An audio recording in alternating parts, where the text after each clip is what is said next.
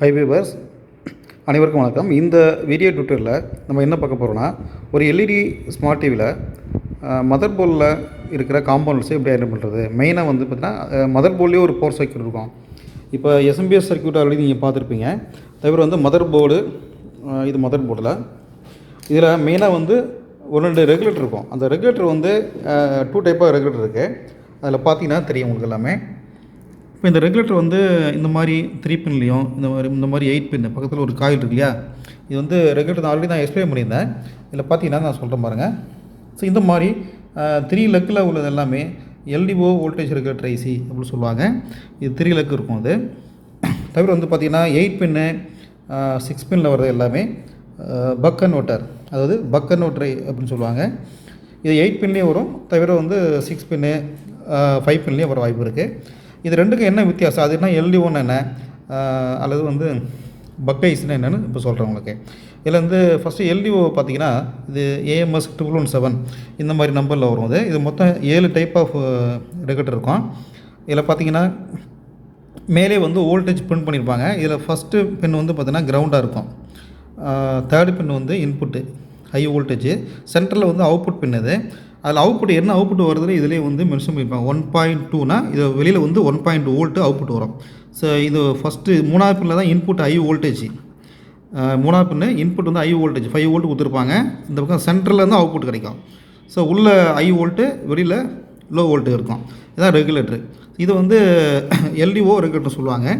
இது மாதிரி எத்தனை டைப் இருக்குன்னா 1.2 வோல்ட்டு, 1.5 வோல்ட்டு, 1.8, 5 வோல்டேஜ், 3.3, 2.5 இந்த மாதிரி 6 டைப்பாக இருக்குது. இது வந்து பார்த்திங்கன்னா ஏரிஜினா அட்ஜஸ்டபிள் டைப்பும் எடுத்துருப்பாங்க.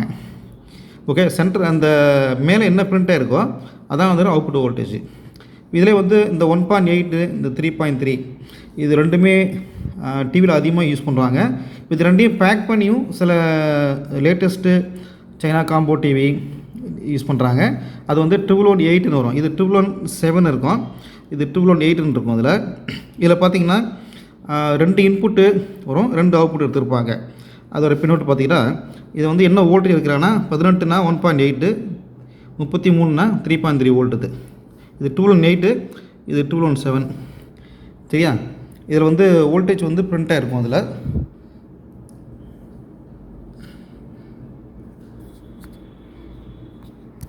இது மேலே வந்து 3.3 மென்ஷன் பண்ணியிருக்காங்க 217. இதுலேயும் பார்த்தீங்கன்னா மேலே வந்து 217 1.8 பிரிண்ட் பண்ணியிருக்காங்க. சரியா? இந்த 3 பின் வந்து பார்த்திங்கன்னா ரெகுலேட்டரை ஈஸியாக நீங்கள் கண்டுபிடிச்சிடலாம். தவிர வந்து இந்த 8 பின்னில் வர்றது, பார்த்திங்கன்னா இது வந்து CPU கோர் பக் கன்வெர்ட்டர்பாங்க.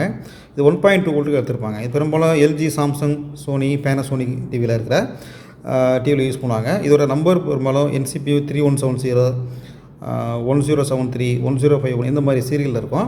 இது எப்படி ஐடென்டிஃபை பண்ணுறதுன்னா, பெரும்பாலும் ஒரு இந்த ஐசி ஸோ பெரும்பாலும் இந்த பக் கன்வெர்ட்டர் ஐசி வந்து பார்த்திங்கன்னா 8 லெக்கில் கொடுத்துருப்பாங்க. 8 பின் வந்து இந்த போர்டில் வந்து பார்த்திங்கன்னா இந்த இடத்துல வந்து ஒரு 6 மார்க் கொடுத்துருக்காங்க இல்லையா, அதான் வந்து ஃபஸ்ட் பின் வரும். இது இந்த பக்கம் ஆரோவுக்கு ஆப்போசிட் உள்ளது லாஸ்ட் பின் 8 பின் இருக்கும். இந்த ஐசி பக்கத்தில் நியர்பை ஒரு காயில் வந்து ப்ளேஸ் பண்ணியிருப்பாங்க. இது வந்து பக் காயில்னு சொல்லுவாங்க, காயில் இண்டக்டர். ஓகே, இந்த காயில் வந்து 2 ஐசியோட க்ளோஸாக இருந்துச்சுன்னா இது பக் கன்வெர்ட்டரு. இது பார்த்திங்கன்னா பெரும்பாலும் 1.2 வோல்ட்டுக்கும் 3.3 வோல்ட்டு, தவிர 1.05 வோல்ட்டு இது மாதிரி எடுத்திருப்பாங்க. இது வந்து ஒன்று இருக்கு இல்லையா. அடுத்தது பார்த்திங்கன்னா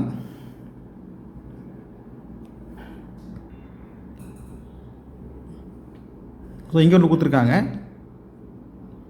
இது ஒரு பக் கன்வெர்ட்டர் ஐசி. பக்கத்தில் ஒரு காயில் இருக்குது. எல்லாம் மென்ஷன் பண்ணியிருக்காங்க இல்லையா, இது காயில் பக் காயில்னு சொல்லுவாங்க.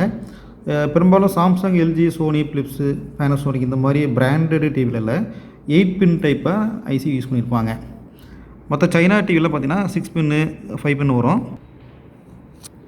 இது MI 4K டிவியில் பார்க்குறீங்க. இதில் வந்து பார்த்திங்கன்னா இது LDO ரெகுலேட்டரு. இது பார்த்திங்கன்னா 6 பின் இருக்கு இல்லையா, 6 பின் பக்கத்தில் ஒரு காயில் கொடுத்துருப்பாங்க. இது வந்து ரெகுலேட்டரு. நெக்ஸ்ட்டு இங்கே ஒன்று இருக்கா, இங்கே ஒரு 6 பின்னு கொடுத்துருக்காங்க. இது ஒரு காயில் இருக்குது. இது 8 பின்னு கொடுத்துருக்காங்க. பக்கத்தில் ஒரு காயில் இருக்குது. சரி 6 பின் தான் இருக்குது. 6 பின் இது. இதில் வந்து பார்த்தீங்கன்னா இது 6 பின் இருக்குது. இதில் இது ஒரு 6 பின் இருக்குது. பக்கத்தில் ஒரு காயில் இருக்குது. இது எல்லாமே பக் கன்வெர்ட்டர் ஐசிம்பாங்க. Buck converter IC. இது வந்து வியூ எல்இடி ஸ்மார்ட் டிவி. இதில் பார்த்தீங்கன்னா காம்போ போர்டு இது. இது 3 பின் எல்இடி ஒரு ரெகுலேட்டர். இது 8 பின்னு பக் கன்வெர்ட்டர். பக்கத்தில் ஒரு காயில் இருக்குது. நெக்ஸ்ட்டு பார்த்தீங்கன்னா இந்த பக்கம் ஒரு 6 பின் கொடுத்துருக்காங்க. இந்த 6 பின் பார்த்தீங்கன்னா பக் கன்வெர்ட்டர். பக்கத்தில் ஒரு காயில் இருக்குது.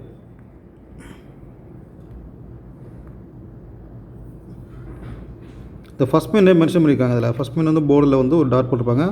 நம்பர் 1 2 3 4 5 6. இந்த காயில் சேர்ந்து இருந்துச்சுன்னா இது பக் கன்வெர்ட்டர் ஐசி. ஓகே, இது எல்டிஓ. இது எல்டிஓ ஐசி. இது தவிர இந்த சிபியூ இருக்கு இல்லையா, ஹீட் சிங்க் போட்டிருக்காங்க. அதுக்கு அடியில் பார்த்தீங்கன்னா 2 ஐசி இருக்குது. ஒன்று வந்து இது 5 லக் பின்னு. இது 6 லக் ஐசி. இது 5 லக்கு 6 லக்கு.